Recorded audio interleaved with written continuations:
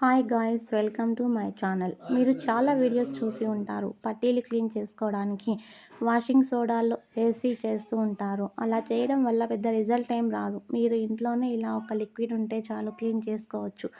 ఆ లిక్విడ్ ఏంటంటే రూపిరి అని, మీకు బయట షాప్స్లో అవైలబుల్లో ఉంటుంది.